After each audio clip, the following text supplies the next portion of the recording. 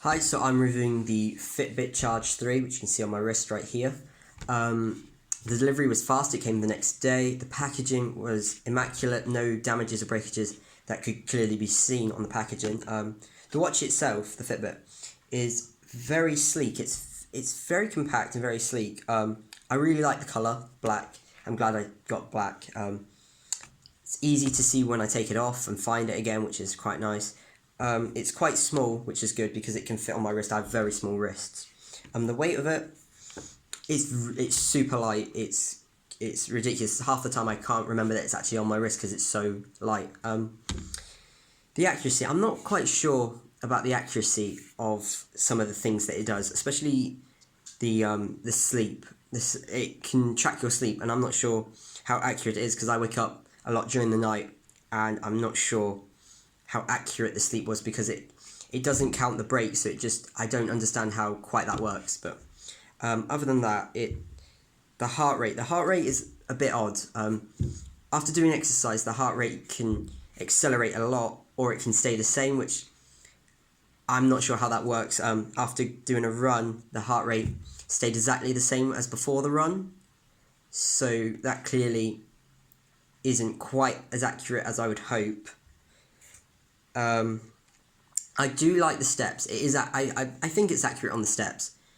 It tells you in segments of like per hour how many steps you do. So you're recommended to do about 250 per hour. So it does remind you like you have like 110 to go, 95 to go, and then when you complete the 250, it says well done, you've completed them. And then as you get to 10,000 steps, it does a massive like fireworks and everything. I do like that. That's really cool. The sleep tracker you have to use on the app. The app is something that I don't like the app. I think the app is very annoying because on the phone you have to write down how much water you're taking and your food consumption, which comes up on the watch right here, and I just find that just very irritating to do, and so it takes a while for the app to connect to the watch. It's really annoying. I don't like it myself. I find the app it's not as straightforward as it could be. The watch doesn't come with any instructions. You have to go completely from the app, and I'm a bit old school. I like to be able to like sit down and read the instructions, and the instructions aren't given unless you use the app. So you can't use this watch unless you have a smartphone with the app, which brings the points down a bit. I don't like that because when I go for a run, sometimes I don't like to take my phone with me. I just like to run, so it's a nuisance having to have my phone in my pocket to work alongside the Fitbit. The silent alarm, I love the silent alarm. That is actually a really good thing. Normally I put my phone on, but now I've started using the Fitbit.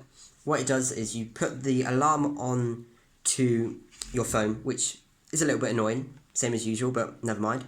So you have that on there, and then when the alarm goes off on your Fitbit, it just vibrates like that, just a little vibration to wake you up, and it's quite nice being sort of not jilted awake, but it's like a calmness to wake up. I like it.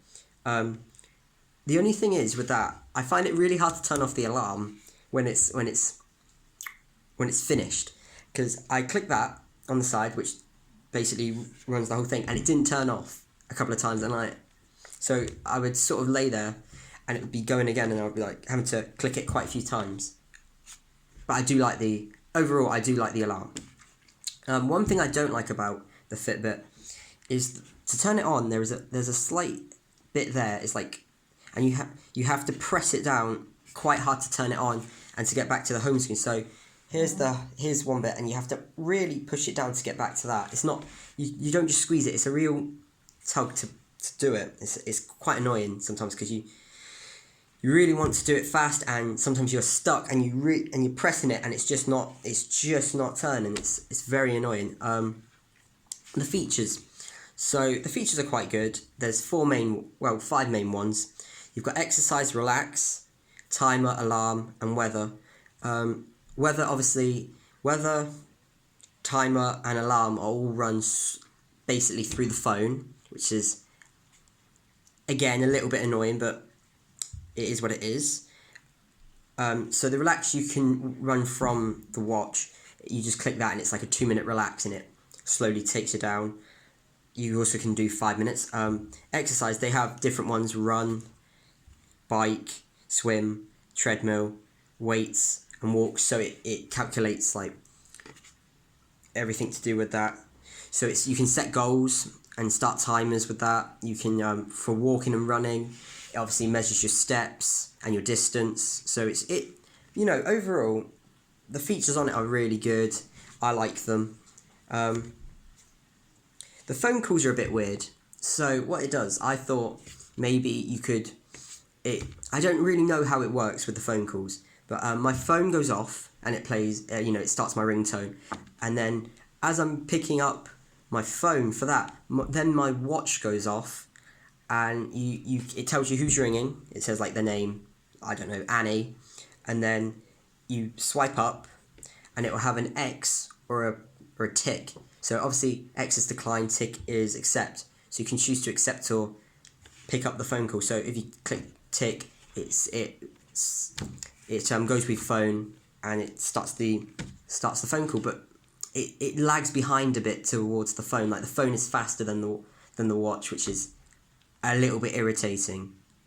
And you have to have the phone with you to pick up that, because I had my phone upstairs and I was downstairs and my phone went off upstairs, but my watch didn't pick it up downstairs, so you have to be quite close to it. So I'm not sure how good that feature is of the actual watch. Money wise, it's around about 120, 125 pounds. For me personally, I don't think it's worth that sort of money.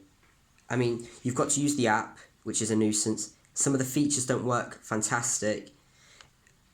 I mean, it's sleek. It does look nice on my arm. It does measure the steps well. Running and walking, it measures well. Everything else, you sort of have to do it through the app, or it doesn't quite do as well. It doesn't quite work as well as you would hope. So for me personally, I don't think it's worth, the money. It is. I mean, it's worth a bit of money.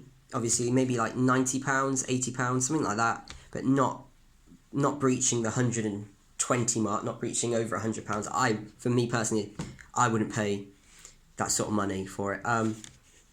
For the watch, Fitbit. So overall for the Fitbit Charge 3, I would give it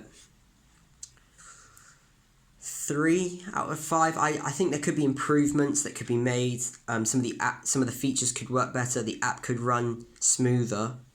I think they need to fix the bit where the phone is a distance away from the Fitbit and it's not picking up the phone calls. They need to